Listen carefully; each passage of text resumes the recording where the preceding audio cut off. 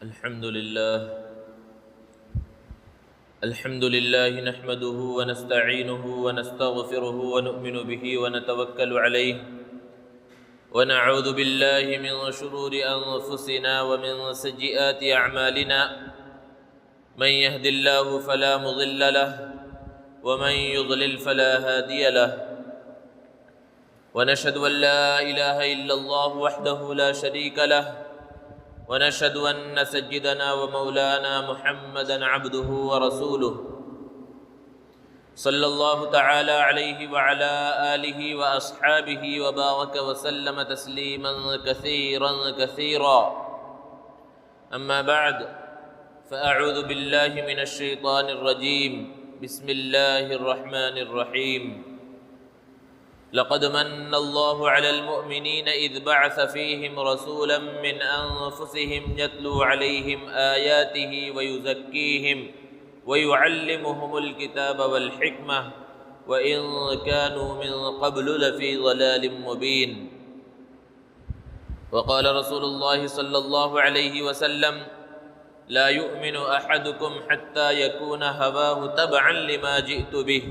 او كما قال علیہ الصلاۃ والسلام. معزز سامعین کرام، بزرگوں اور دوستوں، ربیع الاول کا مہینہ چل رہا ہے. جب یہ مہینہ آتا ہے تو پیارے آقا محمد عربی صلی اللہ علیہ وسلم کی سیرت کے مختلف گوشوں کو اجاگر کیا جاتا ہے،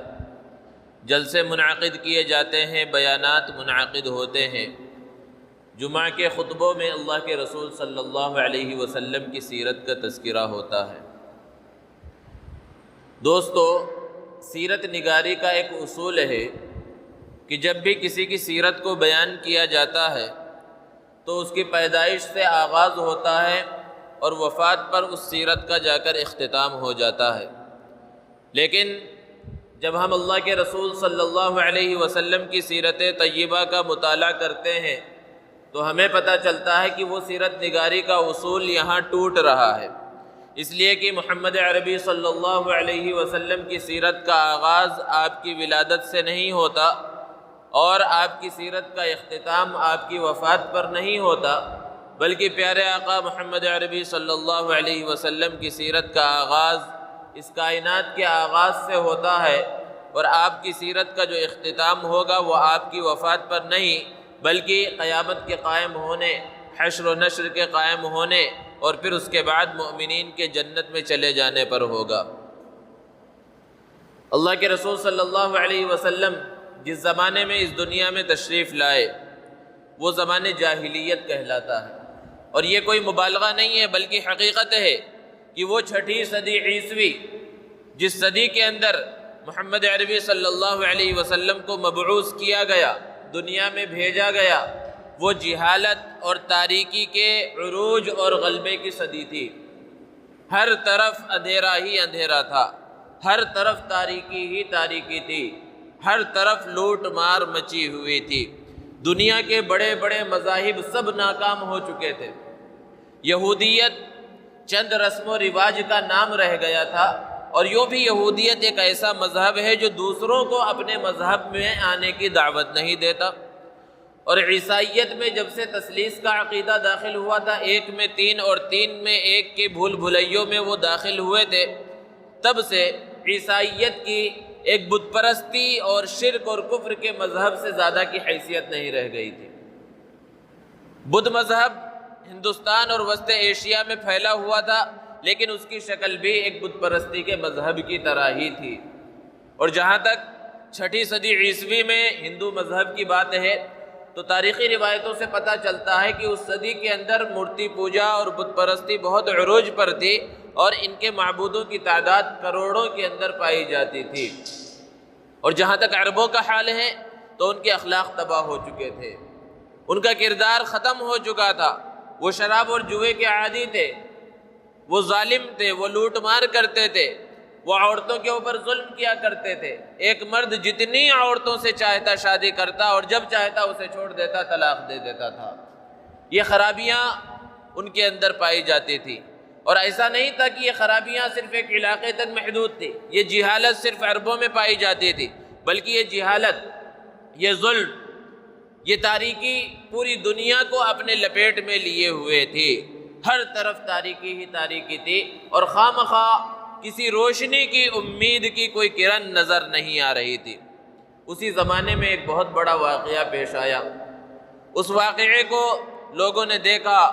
اس واقعے کا مشاہدہ کیا، لوگوں کو اس واقعے کے بارے میں پتہ چلا، اور اس واقعے کی وجہ سے لوگوں کے قلوب عربوں کی طرف اور خاص طور سے قریش کی طرف متوجہ ہوئے۔ اور وہ واقعہ یہ تھا کہ صنعاء کا گورنر ابرہہ، اس نے جب دیکھا کہ لوگ کعبۃ اللہ سے بہت زیادہ محبت کرتے ہیں اور دنیا کے کونے کونے اور چپے چپے سے لوگ اس کی زیارت کے لیے، اس کو دیکھنے کے لیے جاتے ہیں، تو اس کے دل کے اندر یہ خواہش پیدا ہوئی کہ میں کوئی بہت خوبصورت گرجا بناؤں اور لوگوں کے قلوب کو کعبۃ اللہ سے، مکہ المکرمہ سے اس گرجے کی طرف منتقل کر دوں کہ لوگوں کے دلوں سے کعبہ کی محبت ختم ہو جائے اور گرجے کی محبت ان کے دلوں کے اندر بیٹھ جائے۔ اس مقصد کو پورا کرنے کی خاطر اس نے صنعاء میں، یمن کے اندر، ایک بہت خوبصورت، بہت عالی شان گرجا بنایا، اور مقصد یہی تھا کہ لوگ خوبصورتی کو دیکھیں، کیونکہ وہ مکہ المکرمہ میں جو کعبہ تھا وہ سیدھا سادہ تھا اس زمانے کے اندر، اس میں کوئی بہت ایسی کوئی چیز نہیں تھی کہ لوگ اس کی طرف متوجہ ہوں، وہ صرف اللہ کا گھر تھا، جس کی وجہ سے لوگ ادھر متوجہ ہوتے تھے اور دنیا کے کونے کونے اور چپے چپے سے لوگ اس کے دیدار کے لیے جاتے تھے۔ اس کے برخلاف اس نے جو گرجا بنایا بہت خوبصورت بنایا، بہت عالی شان بنایا، بہت اچھے انداز میں بنایا، لیکن عرب چاہے جیسے تھے، ان کے اخلاق اور کردار تباہ ہو چکے تھے، لیکن ایک بات ان کے اندر تھی کہ کعبۃ اللہ کی محبت ان کے دلوں کے اندر تھی۔ وہ کعبہ کو کسی بھی حال میں چھوڑنے کے لیے تیار نہیں تھے۔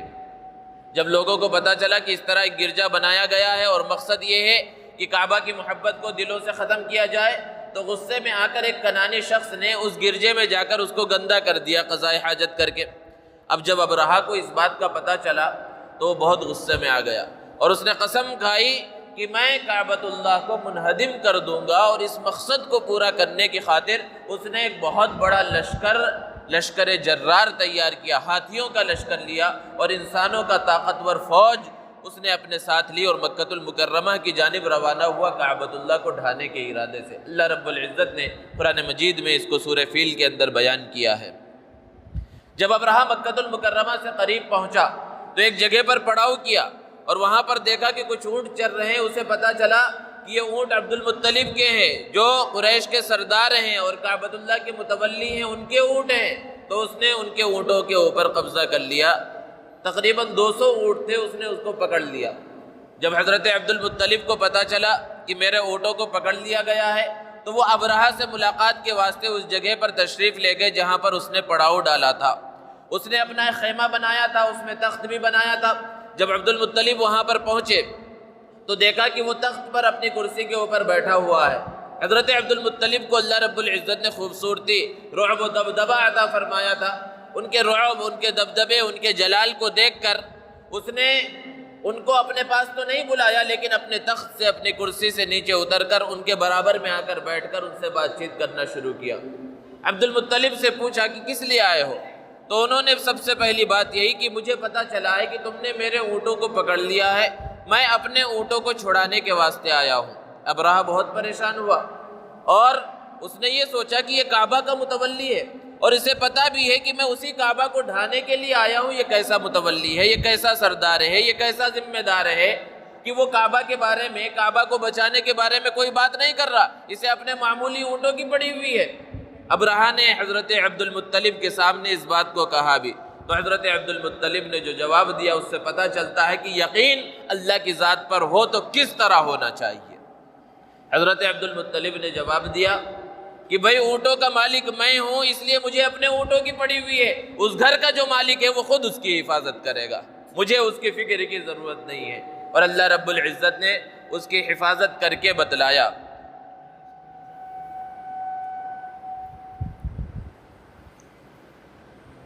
اللہ تبارک و تعالیٰ نے اس خطرناک لشکر جرار کو تباہ و برباد کرنے کے واسطے معمولی سا پرندوں کا لشکر بھیجا۔ یہ اللہ رب العزت کا قانون ہے، اللہ کی سنت ہے کہ اللہ تبارک و تعالیٰ ایک طاقت کا مقابلہ دوسری طاقت سے نہیں کرواتا، اللہ تبارک و تعالی ہاتھیوں سے ہاتھیوں کو نہیں لڑواتا، کیونکہ اگر ایک طاقت دوسری طاقت کو تباہ و برباد کر دے تو یہ تو عام سی بات ہے کہ دو بڑے مشہور پہلوان تھے، ایک نے دوسرے کو ہرا دیا، دوسرا ہار گیا، تو اس میں کوئی بڑی بات نہیں ہے۔ ایک طاقتور ملک دوسرے طاقتور ملک کو تباہ و برباد کر دے تو لوگ کہتے ہیں بھائی اس طرح ہوتا رہتا ہے، کسی ایک کی جیت تو ہونی تھی۔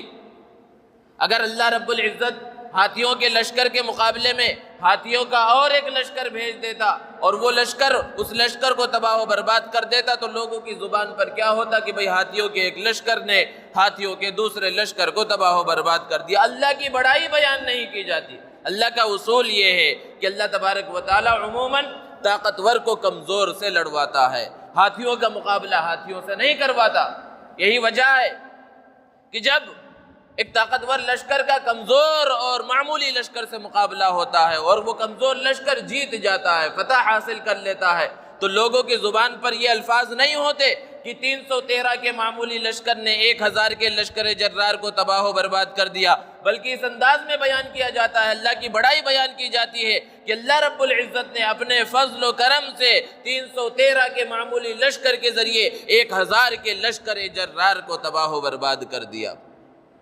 اور بالکل اسی طرح اللہ رب العزت نے معمولی پرندوں ابابیل کے لشکر کو بھیجا اور اس لشکر جرار کو، ہاتھیوں کے لشکر کو، انسانوں کے لشکر کو تباہ و برباد کر دیا، اور اب رہا ایسی خطرناک بیماری میں مبتلا ہوا کہ پھر اس سے نجات نہ پا سکا۔ تو کس طرح بیان کیا جاتا ہے؟ جب بھی اس کو بیان کیا جاتا ہے تو اس طرح نہیں کہا جاتا کہ ابابیلوں کے لشکر نے ہاتھیوں کے لشکر کو تباہ و برباد کر دیا، بلکہ پھر اللہ کی بڑائی کو بیان کیا جاتا ہے کہ اللہ رب العزت نے ابابیل جیسے معمولی پرندوں کے لشکر کے ذریعے ہاتھیوں کے لشکر جرار کو، طاقتور لشکر کو تباہ و برباد کر دیا۔ اور یہ جو واقعہ پیش آیا، پوری دنیا کو اس واقعے کا پتہ چلا، کوئی معمولی واقعہ نہیں تھا، اور یہ واقعہ اللہ کے رسول صلی اللہ علیہ وسلم کی ولادت باسعادت سے روایتوں کے اندر 50 دن پہلے پیش آیا تھا۔ اور جب اس واقعے کی خبر دنیا کو ہوئی، دنیا کے کونے کونے اور چپے چپے میں لوگوں نے اس واقعے کو سنا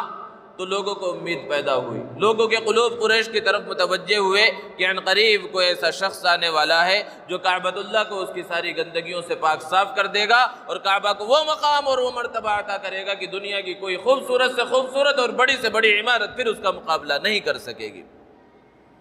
جس طرح بارش برسنے سے پہلے ٹھنڈی ٹھنڈی ہوائیں چلتی ہیں اور موسم بہار کے آنے سے پہلے ٹھنڈی ٹھنڈی ہوائیں چلتی ہیں اور درختوں پر اس کے آثار ظاہر ہونے لگتے ہیں، بالکل اسی طرح پیارے آقا صلی اللہ علیہ وسلم کے دنیا میں آنے سے پہلے ہوا کہ کچھ ایسے واقعات پیش آ رہے تھے جس سے پتہ چل رہا تھا کہ اب ابر رحمت برسنے والی ہے، کچھ ایسی نشانیاں ظاہر ہو رہی تھی جس سے پتہ چل رہا تھا کہ کوئی بہار جاویدہ آنے والی ہے جو دنیا کے اندر سے تاریکی کو ختم کر دے گی اور ہر طرف روشنی کو پھیلا دے گی، ہر طرف ہدایت کی روشنی ہوگی،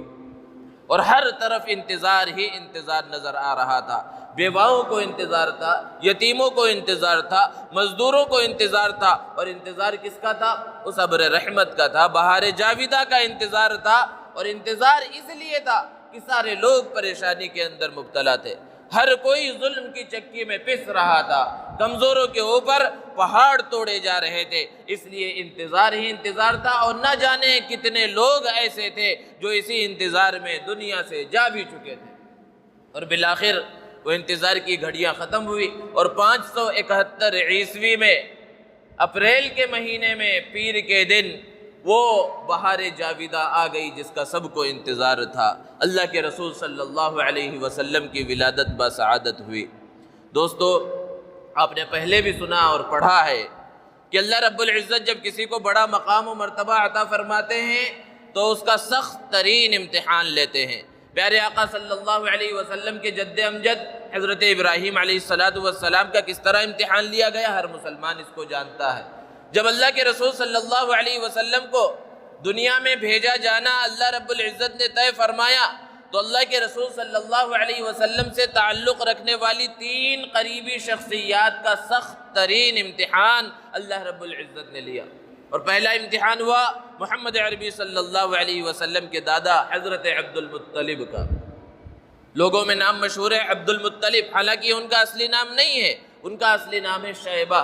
جب ان کی ولادت ہوئی تھی مکہ المکرمہ میں، بہت خوبصورت تھے، پیدائشی طور پر ان کے بال بہت چمکدار تھے، بالوں میں تھوڑی سی سفیدی تھی جس کی وجہ سے ان کی خوبصورتی میں اضافہ ہو گیا تھا، اس لیے ان کا نام شیبہ ہی رکھ دیا گیا۔ اور شیبہ کے معنی اصل میں بڑھاپے کے ہیں،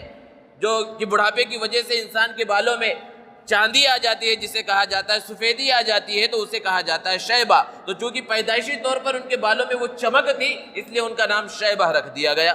ان کی پیدائش کے بعد ان کے والد کا بہت جلدی انتقال ہو گیا۔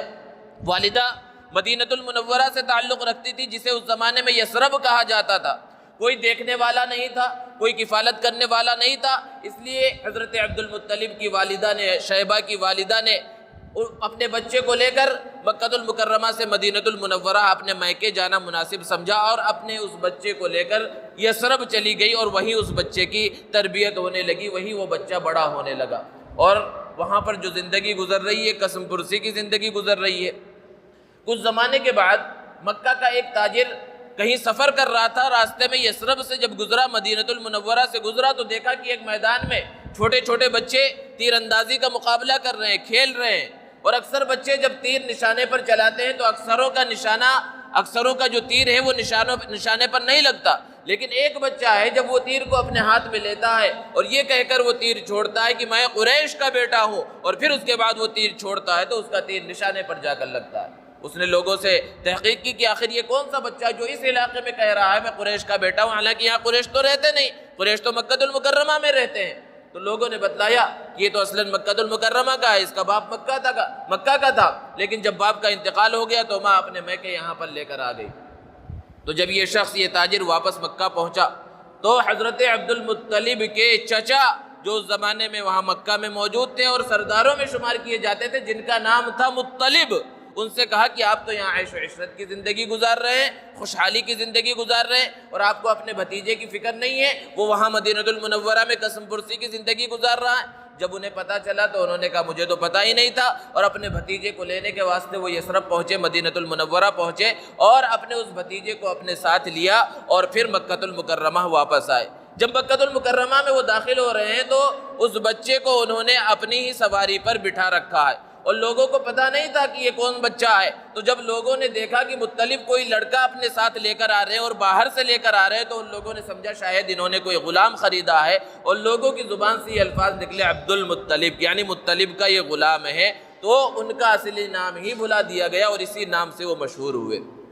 ذرا غور کیجئے، تصور کیجئے کہ حضرت عبد المطلب کا کتنا بڑا مقام و مرتبہ، کہ جن کے صلب سے محمد عربی صلی اللہ علیہ وسلم کی ولادت و سعادت ہونے والی ہے، لیکن بچپنا کس انداز میں گزر رہا ہے، قسم پرسی کی حالت میں کہ باپ کا سایہ بھی سر پر نہیں ہے اور کوئی دیکھنے والا نہیں ہے، اس حال میں ان کی زندگی گزر رہی ہے۔ اور دوسرا امتحان حضور اکرم صلی اللہ علیہ وسلم کے والد محترم حضرت عبداللہ کا ہوا۔ حضرت عبد المطلب نے ایک نظر مانی کہ اگر اللہ نے مجھے 10 بیٹے عطا فرمائے تو ان میں سے ایک کو اللہ کی راہ میں قربان کر دوں گا۔ اللہ رب العزت نے ان کی اس نظر کو پورا کیا، ان کی دعا کو قبول کیا اور 10 بیٹے عطا فرمائے۔ وہ 10 کے 10 جب جوان ہو گئے تو پھر حضرت عبد المطلب کو اپنی وہ نظر یاد آئی کہ اب اللہ کے سامنے میں نے جو نظر مانی تھی اس نظر کو پورا کرنا چاہیے اور ان میں سے ایک بیٹے کو قربان کرنا چاہیے، اور اس نظر کو پورا کرنے کی خاطر انہوں نے 10 بیٹوں کے نام قرعہ اندازی کی، چٹھی نکالی کہ جس کا نام اس چٹھی کے اندر آئے گا اس کو اللہ کی راہ میں قربان کر دیا جائے گا۔ اتفاق دیکھیے کہ جب چٹھی اچھالی گئی، قرعہ نکالا گیا تو اس میں سب سے پیارے، سب سے چھوٹے، سب سے محبوب حضرت عبداللہ کا نام نکلا۔ حضرت عبد المطلب نے انہیں قربان کرنا چاہا تو حضرت عبداللہ کی بہنوں نے، حضور اکرم صلی اللہ علیہ وسلم کی پھوپھیوں نے اپنے والد سے درخواست کی کہ انہیں چھوڑ دیا جائے، ان کے بدلے میں اور چٹھی اچھالی جائے، 10 اونٹوں کو ان کے مقابلے میں رکھا جائے اور ایک طرف ان کا نام رکھا جائے، پھر دیکھا جائے اگر ان کا نام نکلے تو پھر ان کو قربان کیا جائے، اور اگر اونٹوں کا نام نکلے تو حضرت عبداللہ کے بجائے 10 اونٹوں کو قربان کیا جائے۔ پھر اس کے بعد چٹھی اچھالی گئی، ایک طرف 10 اونٹوں کا نام ہے اور ایک طرف حضرت عبداللہ کا نام ہے۔ پھر اتفاق دیکھی اللہ کی مرضی کی، پھر چٹھی حضرت عبداللہ کے نام کی نکلی، پھر 10 اونٹوں کا اضافہ کیا گیا، ایک طرف 20 اونٹ، ایک طرف حضرت عبداللہ۔ بار بار چٹھی اچھالی جا رہی ہے اور ہر مرتبہ حضرت عبداللہ کا نام نکل رہا ہے، یہاں تک کہ جب اونٹوں کی تعداد 100 ہو گئی اور ایک طرف چٹھی میں 100 اونٹ لکھے گئے اور دوسری طرف حضرت عبداللہ کا نام لکھا گیا، اور اس وقت جب چٹھی اچھالی گئی تو قرعہ جو نکلا وہ حضرت عبداللہ کے بجائے اونٹوں کے نام نکلا، اور حضرت عبد المطلب نے 100 اونٹوں کو وہاں پر قربان کیا، اور اس طرح حضرت عبداللہ بچ گئے۔ تو یہ بڑا امتحان تھا۔ ایک مرتبہ ایک شخص آیا اللہ کے رسول صلی اللہ علیہ وسلم کے پاس، اور اس نے اس انداز میں مخاطب کیا، یا ابن الذبیحین، اے 2 ذبیح کے بیٹے۔ اللہ کے رسول صلی اللہ علیہ وسلم مسکرائے اور کہا، ہاں میں 2 ذبیح کا بیٹا ہوں، میں حضرت اسماعیل کا بیٹا ہوں، وہ بھی ذبیح اللہ تھے، ان کے بھی قربان کیے جانے کا فیصلہ ہو چکا تھا، اللہ نے انہیں بچایا، ان کے بدلے میں بچڑا ذبح ہوا، اور میں عبداللہ کا بیٹا ہوں، وہ بھی ایک اعتبار سے ذبیح تھے، ان کا نام بھی قرآن میں نکل چکا تھا، لیکن اللہ رب العزت نے ان کے بچنے کی شکلیں پیدا فرمائی۔ تو یہ دوسرا امتحان حضرت عبداللہ کا ہوا۔ حضرت عبداللہ نے ایک خاتون حضرت آمینہ سے نکاح کیا، اور نکاح کے کچھ ہی دنوں کے بعد حضرت عبداللہ کا انتقال ہو گیا۔ اب تیسرا بڑا امتحان ہے وہ اللہ کے رسول صلی اللہ علیہ وسلم کی والدہ محترمہ کا ہے کہ اللہ کے رسول صلی اللہ علیہ وسلم ابھی اس دنیا کے اندر تشریف نہیں لائے، باپ کا سایہ سر سے اٹھ گیا ہے، حضرت آمینہ اکیلی ہیں، اللہ کے رسول صلی اللہ علیہ وسلم آپ کے بطن مبارک کے اندر ہیں، اور پھر ایسے ایسے انوارات ظاہر ہو رہے ہیں۔ اللہ کے رسول صلی اللہ علیہ وسلم دنیا میں تشریف نہیں لائے، لیکن آپ کے انوارات اور ثمرات کا ظہور ہونے لگا۔ حضرت آمینہ فرماتی ہیں کہ حمل کے مہینوں میں جو عورتوں کو تکلیف ہوتی ہے، مجھے ایسی کوئی تکلیف نہیں ہوئی، کنویں کے پاس جاتی تو کنویں کا پانی خود بخود اوپر آ جاتا، دوسری عورتیں پانی نکالنے کے واسطے پہنچتی، پانی نیچے چلا جاتا، اس لیے عورتیں کہتی کہ آمینہ آپ یہیں کھڑی رہیں تاکہ پانی اوپر رہے اور ہم آسانی سے نکال لیں۔ جہاں وہ چلتی ایسا محسوس ہوتا بادل آپ کے اوپر چل رہے، سایہ کیے ہوئے ہیں، پتھر اور درخت سلام کر رہے ہیں، اس انداز میں محسوس ہوتا۔ اور پھر بالآخر جب حضور اکرم صلی اللہ علیہ وسلم کی ولادت بسعادت ہوئی، حضرت آمینہ نے بیان فرمایا کہ وہ تکلیف جو عورتوں کو ہوتی ہے ولادت کے وقت، جسے درد ذہ کہا جاتا ہے، اس تکلیف کا حضرت آمینہ کو کوئی احساس نہیں ہوا، اور جس رات جس وقت اللہ کے رسول صلی اللہ علیہ وسلم کی ولادت بسعادت ہوئی، ملک شام کے محلات روشن ہو گئے، قیصر و کسریٰ کے محلات کے اندر زلزلہ آ گیا، کسریٰ کے 14 کنگرے، محل کے 14 کنگرے جو خوبصورت بنے ہوئے ہوتے ہیں قبے کے انداز میں، وہ ٹوٹ کر گر گئے۔ فارس کا آتش کدہ جو 1000 سال سے مسلسل جل رہا تھا، جس کی آگ بجھی نہیں تھی، وہ آتش کدہ حیرت انگیز طور پر وہ بجھ گیا، اس کی آگ بجھ گئی۔ جب اگلا دن ہوا، کسریٰ نے کاہنوں کو بلایا اور پوچھا کہ آخر یہ کیسا زلزلہ محسوس ہوا آج رات کے اندر اس محل کے اندر؟ تو کاہنوں نے بتلایا کہ ایک ایسا بچہ پیدا ہو چکا ہے جو آپ کے خاندان سے بادشاہت کے خاتمے کا سبب بنے گا۔ تو پھر اس نے سوال کیا، یہ 14 کنگروں کے ٹوٹنے کا کیا مسئلہ ہے؟ تو کاہنوں نے جواب دیا کہ آپ کے خاندان سے بادشاہت ختم ہوگی، لیکن ابھی نہیں ختم ہوگی، آپ کے خاندان میں 14 بادشاہ گزریں گے، اس کے بعد آپ کے خاندان سے یہ بادشاہت کا خاتمہ ہوگا۔ تو کسریٰ خوش ہو گیا اور اس نے کہا کہ 14 بادشاہوں کے گزرنے میں تو صدیاں بیت جاتی ہیں، صدیاں گزر جاتی ہیں، لیکن جو تاریخ جانتے ہیں انہوں نے دیکھا کہ صدیاں نہیں گزری، حضرت عثمان غنی رضی اللہ تعالی عنہ کا دور خلافت آتے آتے وہ 14 بادشاہ ایک کے بعد دیگر ختم ہو گئے، اور وہ عظیم سلطنت جس کے نام سے لوگ کانپتے تھے، کسریٰ کی سلطنت، وہ مسلمانوں کے حوالے ہوئے۔ بہرحال جب اللہ کے رسول صلی اللہ علیہ وسلم کی ولادت بسعادت ہوئی، سب سے پہلے حضرت سویبہ نے دودھ پلایا، اور پھر اس کے بعد عربوں کا یہ معمول تھا کہ وہ شہروں کے اندر بچوں کو نہیں رکھتے تھے، ان کی پرورش کے واسطے وہ دیہات کی عورتوں کے حوالے کرتے تھے، اور اس کے 2 مقصد ہوتے تھے۔ ایک تو یہ کہ دیہات کی آب و ہوا اچھی رہے گی، ان کی نشو و نما اچھی ہوگی، اور دوسرا عرب کے جو لوگ تھے اپنی زبان کے بارے میں بڑے حساس تھے کہ شہر میں رہ کر کہیں بچے کی زبان نہ خراب ہو جائے، اس لیے بھی دیہات کے عورتوں کے حوالے کرتے تھے۔ اسی زمانے میں بنو سعد کی بہت سی عورتیں مکہ المکرمہ کی جانب روانہ ہوئی، مالدار گھرانوں سے بچوں کو لینے کے واسطے کہ بچوں کو لے اور ان کو دودھ پلائیں، جس کی وجہ سے انہیں خوب سے خوب مال حاصل ہو، اجرت حاصل ہو۔ حضرت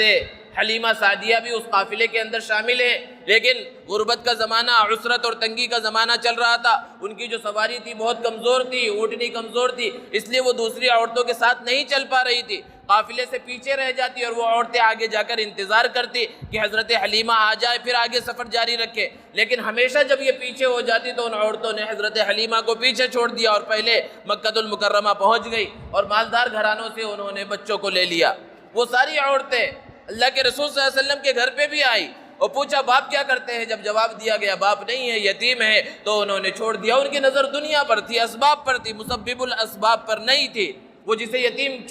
سمجھ کر چھوڑ رہی تھی، انہیں کیا پتا تھا وہ یتیم نہیں، وہ در یتیم ہے۔ حضرت حلیمہ جب مکہ میں پہنچی تو دیکھا مالدار گھرانوں سے سارے بچے لے لیے گئے ہیں، کوئی بچہ باقی نہیں رہا۔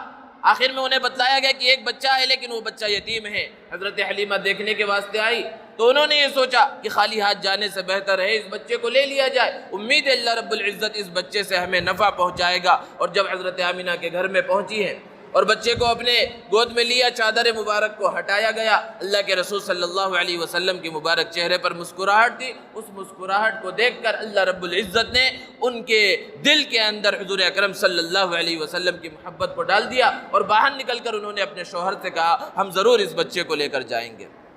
اور جب بچے کو لیا، حضرت عبد المطلب حضرت آمینہ کے پاس آئے اور انہوں نے کہا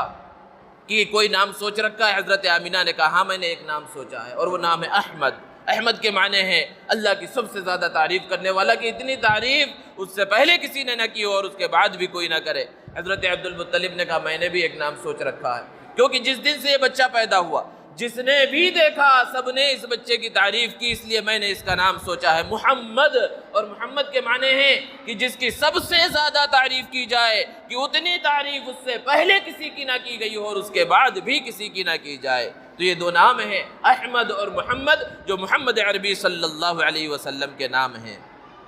اب اللہ کے رسول صلی اللہ علیہ وسلم کا آپ کے دادا عبد المطلب نے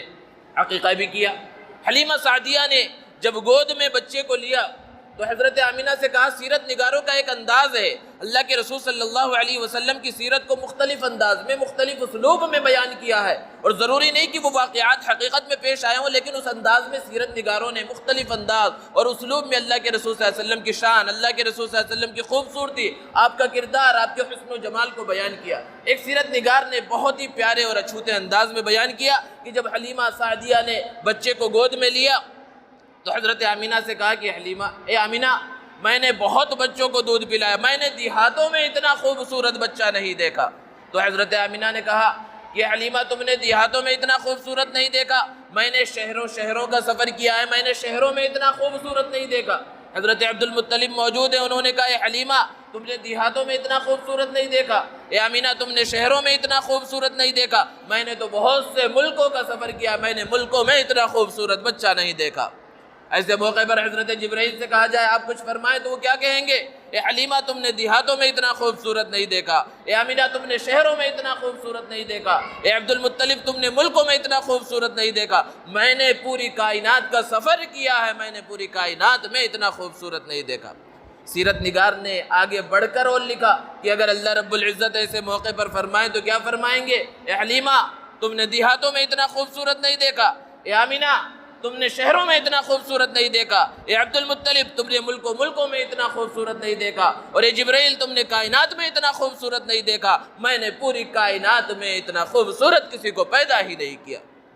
اسی کو حضرت حسان ابن ثابت رضی اللہ تعالی عنہ نے بیان کیا وَأَحْسَنَ مِنْكَ لَمْ تَرَ قَطُّ عَيْنِي وَأَجْمَلَ مِنْكَ لَمْ تَلِدِ النِّسَاءُ خُلِقْتَ مُبَرَّأً مِنْ كُلِّ عَيْبٍ كَأَنَّكَ قَدْ خُلِقْتَ كَمَا تَشَاءُ۔ بہت سے اردو شاعروں نے اس کا ترجمہ کرنے کی کوشش کی ہے، لیکن عربی کے اندر جو مٹھاس ہے اور جو انداز ہے اور جو اسلوب ہے کوئی بھی شاعر اس کو بیان نہیں کر سکتا۔ پھر بھی لوگوں نے کوشش کی کہ جہاں میں انسا چہرہ ہے نہ ہے خندہ جبھی کوئی، ابھی تک عورتیں نہ جن سکی انسا ہنسی کوئی۔ بہرحال حضرت حلیمہ سعدیہ حضور اکرم صلی اللہ علیہ وسلم کو لے کر اپنے علاقے کی جانب روانہ ہوئی، قبیلہ بنو سعد کی جانب روانہ ہوئی۔ وہ عورتیں کافی پہلے روانہ ہو چکی تھی، لیکن اب حضرت حلیمہ سعدیہ کی اونٹنی نے تیزی کے ساتھ سفر کیا اور وہاں پر پہنچ گئی۔ ساری عورتیں پریشان ہو گئی۔ راستے میں انہوں نے پوچھا کہ حلیمہ کیا تم نے اپنی سواری کو بدل دیا ہے؟ تمہاری سواری تو بہت کمزور تھی، لاغر تھی، بہت آہستہ چلتی تھی۔ حضرت حلیمہ نے جواب دیا نہیں، میں نے اپنی سواری کو نہیں بدلا، میں نے اپنے سوار کو بدل لیا ہے، اور جب سواریوں کے سوار بدلتے ہیں سواریوں کے انداز بھی بدل جایا کرتے ہیں۔ اور پھر جب گھر پہنچی تو پہلے جن بکریوں کو کمزور لاغر چھوڑ کر آئی تھی دیکھا کہ وہ ساری بکریاں تندرست و توانا نظر آ رہی ہیں۔ ساری بکریوں کے تھن دودھ سے بھرے ہوئے، انہوں نے دودھ نکالنا شروع کیا، خود پیا، اپنے شوہر کو پلایا، پورے برتن بھر گئے لیکن دودھ ویسے موجود ہے۔ اور پھر اللہ کے رسول صلی اللہ علیہ وسلم اب وہاں پر بڑے ہونے لگے۔ 4 سال حضرت حلیمہ سعدیہ کے پاس اللہ کے رسول صلی اللہ علیہ وسلم رہے، مختلف واقعات پیش آئے جن کی تفصیل کا یہ موقع نہیں ہے۔ بہرحال اللہ کے رسول صلی اللہ علیہ وسلم کی حیات طیبہ میں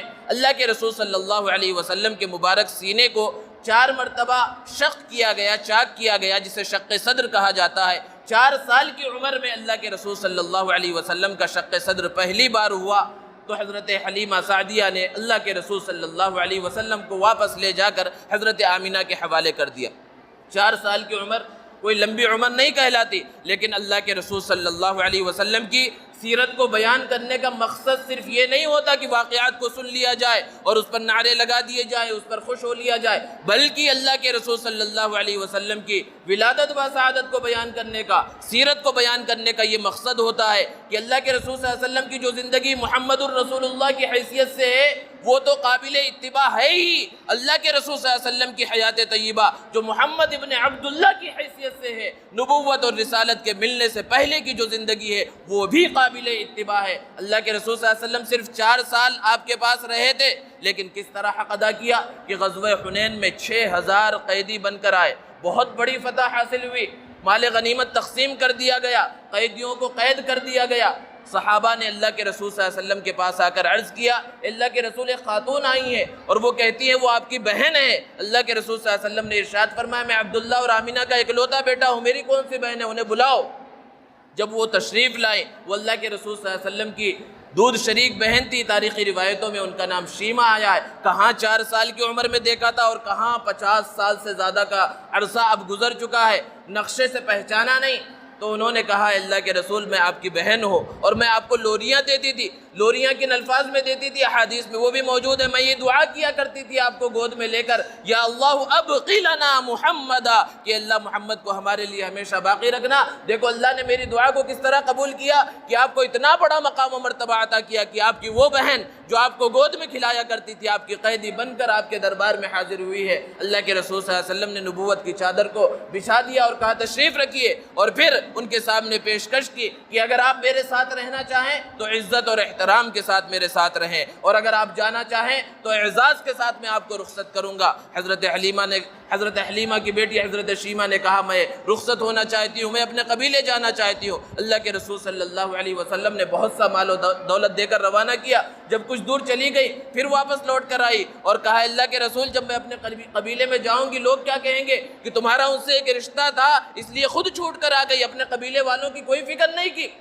روایتوں کے اندر ہے اللہ کے رسول صلی اللہ علیہ وسلم نے 6000 قیدیوں کو آزاد کیا۔ 6000 قیدیوں کے آزاد ہونے کی بات صحیح احادیث مبارکہ کے اندر ہے، لیکن اس کے اسباب میں محدثین کا اختلاف ہے۔ ایک سبب یہ بھی بیان کیا گیا کہ حضرت شیمہ کی وجہ سے اللہ کے رسول صلی اللہ علیہ وسلم نے 6000 قیدیوں کو آزاد کیا، اور پھر اس کا نتیجہ کیا نکلا؟ تقریباً سب کے سب اسلام کے دامن میں آ گئے۔ یہ اللہ کے رسول صلی اللہ علیہ وسلم کا حسن سلوک ہے۔ اللہ رب العزت سے دعا ہے اللہ تبارک و تعالی حضور اکرم صلی اللہ علیہ وسلم کی سچی پکی محبت عطا فرمائے اور آپ کے نقش قدم پر چلنے کی توفیق عطا فرمائے۔ وآخر دعوانا الحمد للہ رب العالمین۔